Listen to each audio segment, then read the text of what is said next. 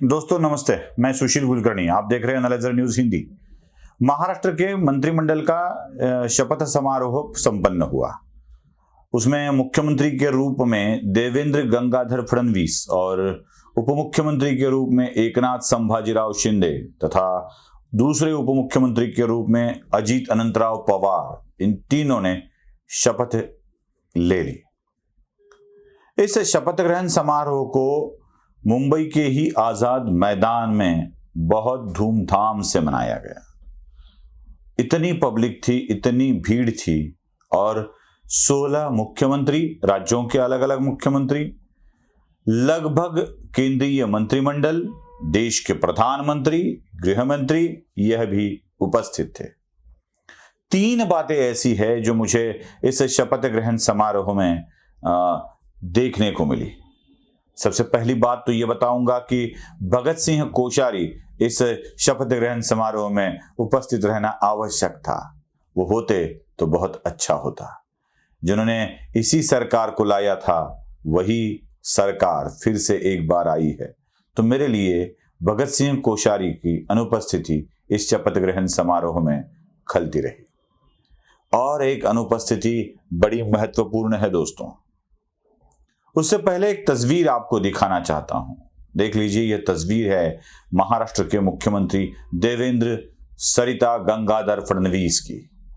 यह तस्वीर उस वक्त की है जिस वक्त 2019 में देवेंद्र फडणवीस के साथ ही दगा कर उद्धव बाला साहब ठाकरे महाराष्ट्र के मुख्यमंत्री के रूप में शपथ ग्रहण कर रहे थे।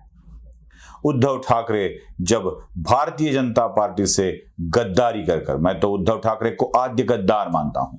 आद्य गद्दार इसलिए कि उद्धव ठाकरे ही ऐसे व्यक्ति है जिनको भारतीय जनता पार्टी और शिवसेना के साथ अलायंस में मैंडेट मिला था सरकार बनाने का 2019 में ही, लेकिन अपने मुख्यमंत्री पद की मंशा को उजागर न करते हुए नाता तोड़ दिया और शरद पवार के साथ रिश्ता जोड़कर उस कांग्रेस के साथ चले गए जिस कांग्रेस का आजीवन विरोध उद्धव बाला साहब ठाकरे के पिता बाला साहब ठाकरे ने किया था।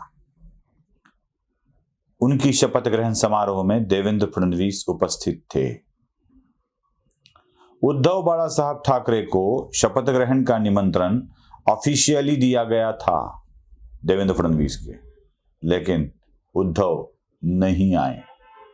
यह दूसरी अनुपस्थिति है जो मुझे आंखों में सलती रही, खलती रही।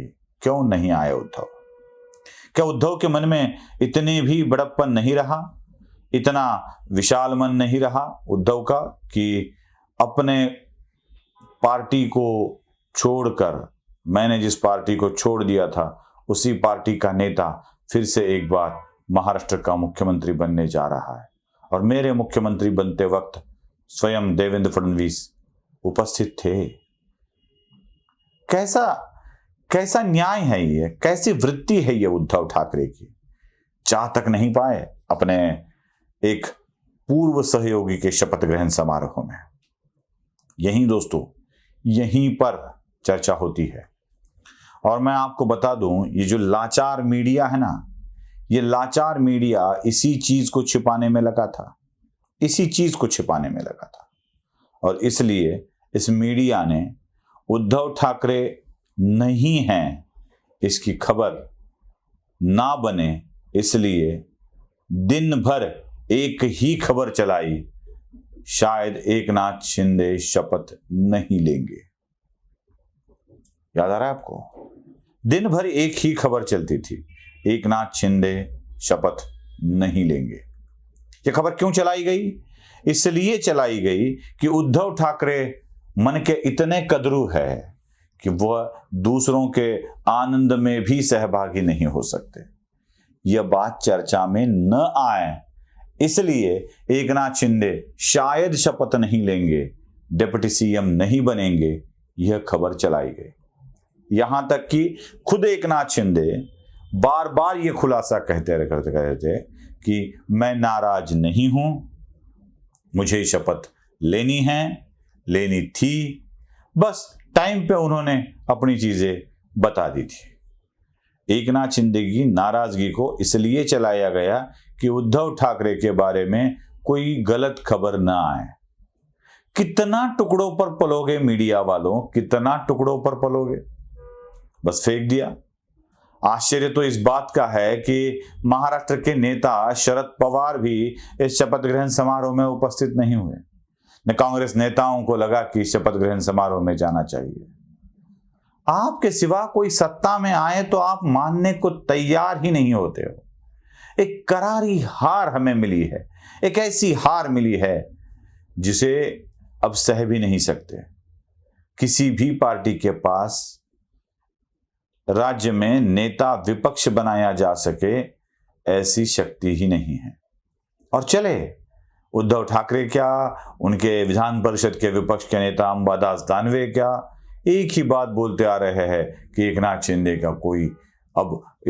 का भवितव्य खतरे में है। अरे एकनाथ शिंदे के भवितव्य को छोड़ दीजिए, आपकी पार्टी का भवितव्य कैसा है ये जरा देख लीजिए। मैं बार बार ये कह रहा हूं, बार बार। सिर्फ 3 बचेंगे उद्धव ठाकरे की पार्टी में महाराष्ट्र में। एक उद्धव, दूसरे आदित्य और तीसरे वरुण। सिर्फ 3 बचेंगे।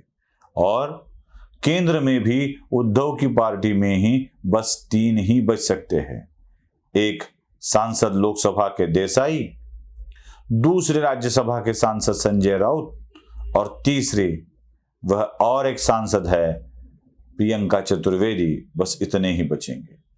बाकी आपकी पार्टी का अस्तित्व ही खतरे में आ रहा है, खतरे में ही आ रहा है।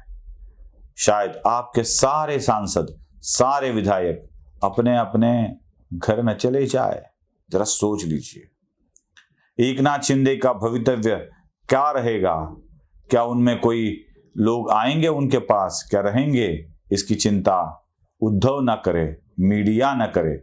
बस अगर चिंता करनी है दोस्तों तो उद्धव ठाकरे अब अपने पार्टी की चिंता करें।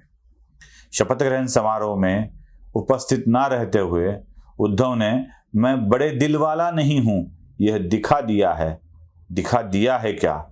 जो आरोप उन पर लगता था वह उन्होंने खुद ही सबूत देकर साबित कर लिया है। नमस्ते।